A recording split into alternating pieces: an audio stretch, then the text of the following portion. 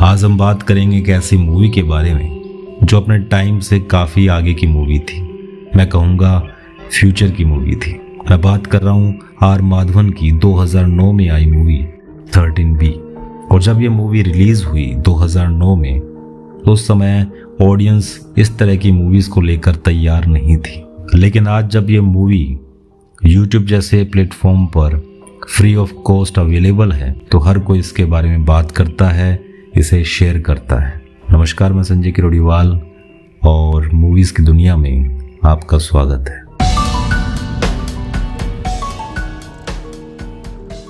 Film की शुरुआत में हम देखते हैं कि मूवी का लीड कैरेक्टर मनोहर, जिसका रोल आर माधवन ने प्ले किया है, अपनी फैमिली के साथ नए घर के बारे में चर्चा कर रहा होता है। हाल ही में मनोहर और उसका बड़ा भाई अपनी पूरी फैमिली के साथ नए फ्लैट में शिफ्ट होते हैं और फ्लैट नंबर है 13B। सभी को यह नया फ्लैट काफ़ी अच्छा लगता है, सब लोग इसके बारे में अच्छी बातें करते हैं। लेकिन पहले दिन से ही इस घर में कुछ पैरानॉर्मल एक्टिविटीज़ शुरू हो जाती है। हर सुबह दूध फट जाता है। मंदिर में तस्वीर टांगने के लिए जब कील ठोकी जाती है तो कील दीवार में जाती नहीं। बाकी लोगों को छोड़कर लिफ्ट हमेशा मनोहर के लिए खराब हो जाती है।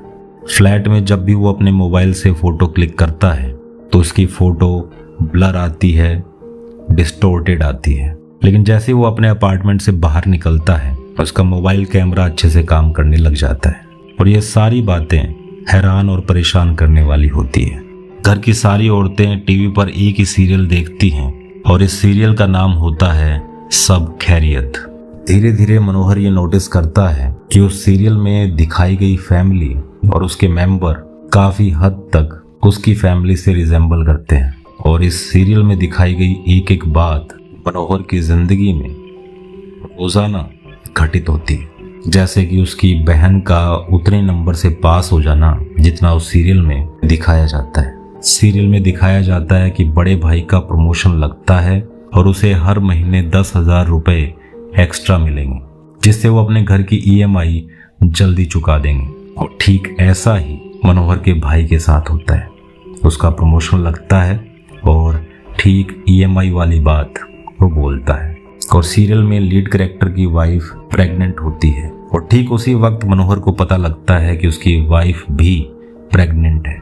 सीरियल में दिखाया जाता है कि वाइफ सीढ़ियों से गिर जाती है, उसका मिसकैरेज हो जाता है। ठीक यही एक्सीडेंट मनोहर की वाइफ के साथ होता है। इन सब बातों को लेकर मनोहर और उसकी फैमिली परेशान रहने लगती है। घबराकर मनोहर अपने दोस्त शिवा से कांटेक्ट करता है। शिवा सब इंस्पेक्टर है। शिवा की तरह ही सीरियल में मेन कैरेक्टर का दोस्त भी उसे मिलने के लिए घर आता है। अगले सीन में हम देखते हैं कि सीरियल में लीड कैरेक्टर के दोस्त के पास फोन आता है कि उसके घर में गैस लीकेज होने की वजह से सिलेंडर फट गया है। मनोहर दौड़कर शिवा के पास जाता है और उसे बचा लेता है। इसके बाद मनोहर स्टूडियो पहुंचता है। वहाँ उसे पता चलता है कि सब खैरियत नाम से सीरियल तो आता है, लेकिन ये वो नहीं है जो उसकी फैमिली देखती है। एक सीन में हम देखते हैं कि डॉक्टर शिंदे मनोहर फैमिली के फैमिली डॉक्टर होते हैं, काफ़ी क्लोज होते हैं। मनोहर की माँ का इलाज भी डॉक्टर शिंदे ही करते हैं। अगले सीन में हम देखते हैं बाहर फील्ड में पड़ोसी का कुत्ता जमीन में मिट्टी खोद रहा होता है। मनोहर दौड़कर अपने अपार्टमेंट में पहुंचता है और फैमिली से पूछता है कि इस टीवी पर हाल ही में क्या दिखाया गया है। तो घर की औरतें उसी कुत्ते के बारे में जिक्र करते हैं। मनोहर के भीतर इस बात को लेकर क्यूरियोसिटी जागती है। वो रात को उसी जगह खुदाई करता है। खुदाई करने के बाद मनोहर को एक पुरानी डायरी मिलती है जिसमें बहुत सारी फोटोज होती हैं। और फोटो में दिखाए गए जितने भी इंसान थे उनको देखकर मनोहर चौंक जाता है। और इस एल्बम पर तारीख लिखी थी, साल था 1977। और 30 साल बाद भी सीरियल में दिखाए गए कैरेक्टर इतने जवान कैसे हो सकते हैं। कौतूहलवश वो अपने सब इंस्पेक्टर दोस्त को लेकर लाइब्रेरी पहुंचता है, जहां वो पुराने अखबारों को खंगालते हैं। और एक पुराने अखबार में उस परिवार के खून की खबर छपी होती है जिसे मनोहर ने एल्बम में देखा था। और अखबार में छपी खबर के मुताबिक उस घर की लड़की चित्रा न्यूज़ एंकर थी जिसकी कुछ ही दिनों में शादी होने वाली थी। लेकिन शादी से पहले ही घर के सबसे बड़े लड़के अशोक, जो कि मेंटली अनस्टेबल था, उसने हथौड़े से परिवार के 8 सदस्यों को मार डाला।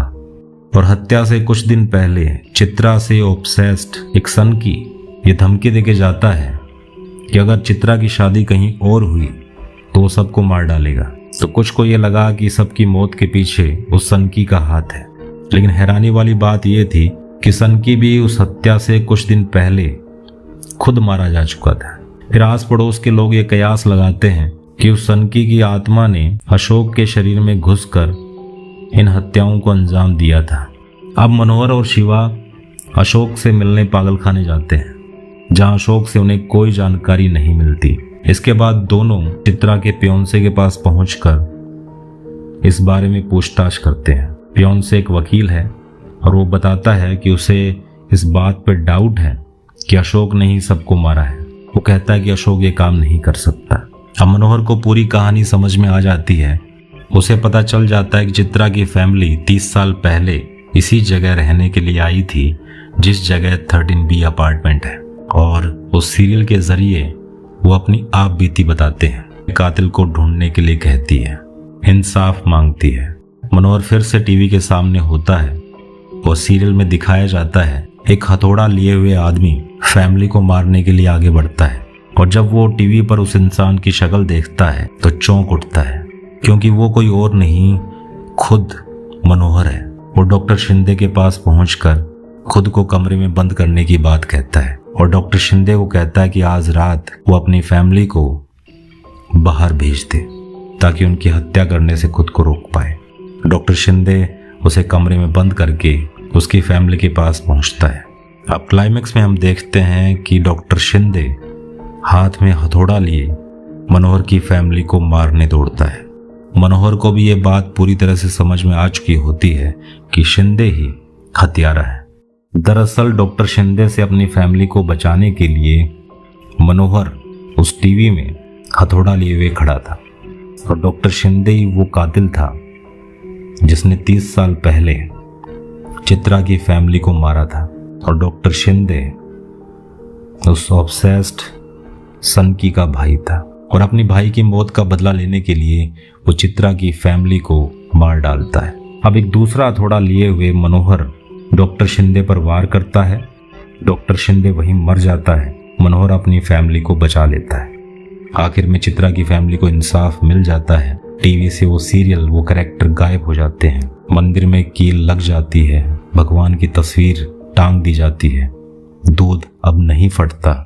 मोबाइल के कैमरे में फोटो सही आती है और लिफ्ट भी ठीक हो जाती है। तो ये पूरी कहानी थी 13B की, जिसका कॉन्सेप्ट इसे यूनिक बनाता है, जिसमें एक टेलीविजन फ्यूचर प्रेडिक्ट करता है। आपको ये मूवी कैसी लगी, इसका एक्सप्लेनेशन कैसा लगा, वो कमेंट करके बता सकते हैं। यूट्यूब पर देख सकते हैं इसे और देखनी भी चाहिए। आज के लिए इतना ही। अगले वीडियो में मिलेंगे किसी और नई मूवी के साथ।